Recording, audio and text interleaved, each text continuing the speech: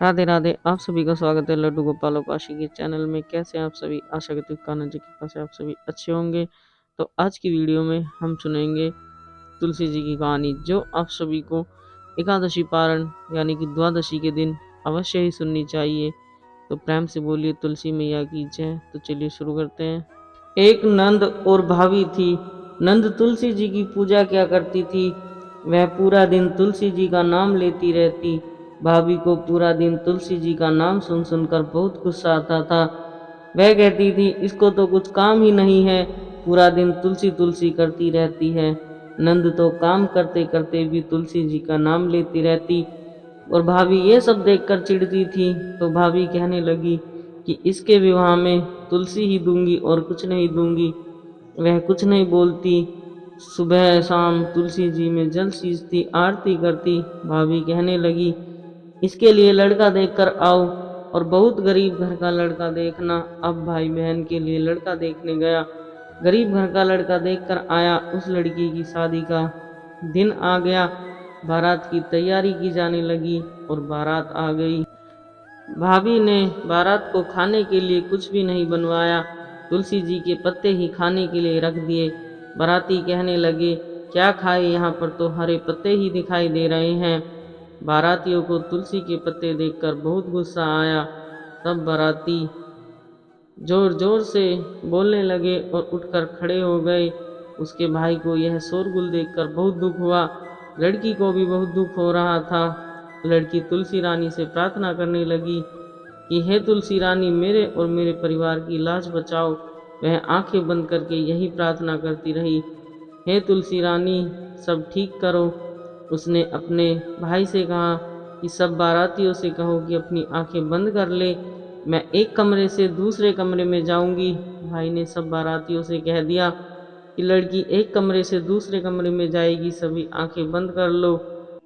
लड़की एक कमरे से दूसरे कमरे में चली गई। जब सबने आंखें खोली तो देखा वहां पर 36 प्रकार के भोजन हैं, तरह तरह के पकवान मिठाई भरे पड़े हैं। सभी बाराती बहुत खुश हुए और सबने भरपेट भोजन किया।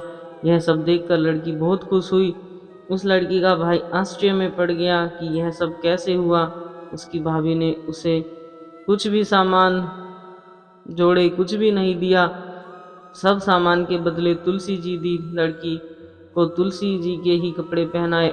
अब बारात के जाने से पहले उसका ससुर जल्दी जल्दी अपने घर गया और अपनी बहू से बोला कि बहू को कुछ भी सामान लेकर नहीं आई है, जल्दी जल्दी तुम उसके पहनने के कपड़े और जेवर लेकर आओ। इतने में बारात आ गई। सास कपड़े और जेवर लेकर आई। देखा तो बहू ने तो सब कुछ जेवर कपड़े पहन रखे हैं। सास कहने लगी कि आप तो कह रहे थे बहू कुछ भी नहीं लाई, ये तो खूब सजी धजी कपड़े पहनकर आई है, सब सामान भी लाई है। सारा सामान देखकर सब बहुत खुश हुए, घर भरते बाहर भर गए। तुलसी रानी की ऐसी कृपा बरसी। 2-3 दिन के बाद उसकी भाभी ने कहा कि अपनी बहन को ले आओ। उसका भाई बहन को लेने गया।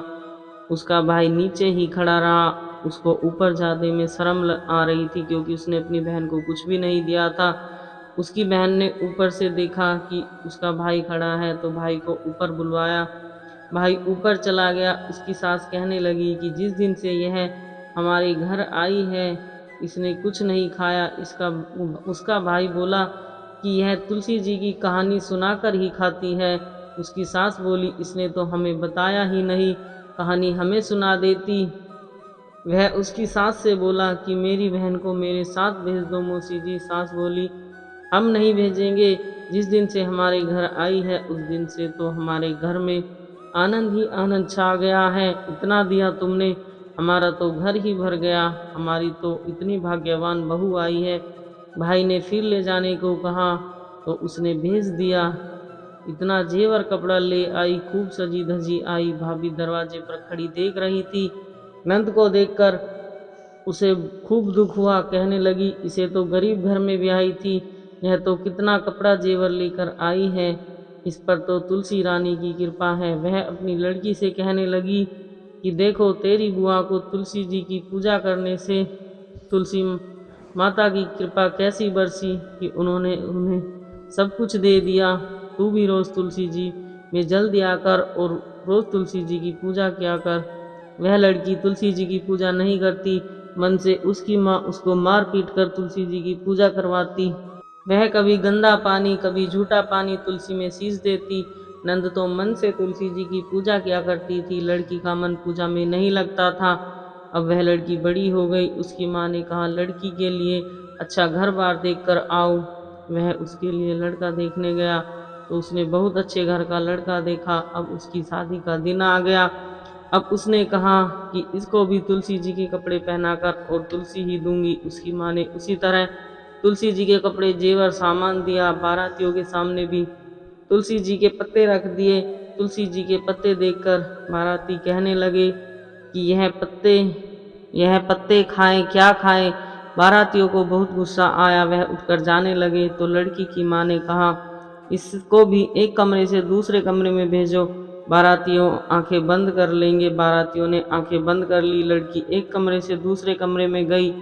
बारातियों ने आंखें खोली तो पतलों पर मिट्टी के ढेले बन गए और सारे बाराती बोल बोल कर उठ गए, भूखे प्यासे गालियां देते हुए चले गए। अब वह तो तुलसी जी की पूजा मन से नहीं करती थी, अपनी माँ के कहने से जबरदस्ती करती थी, इसलिए तुलसी जी ने ऐसा फल दिया।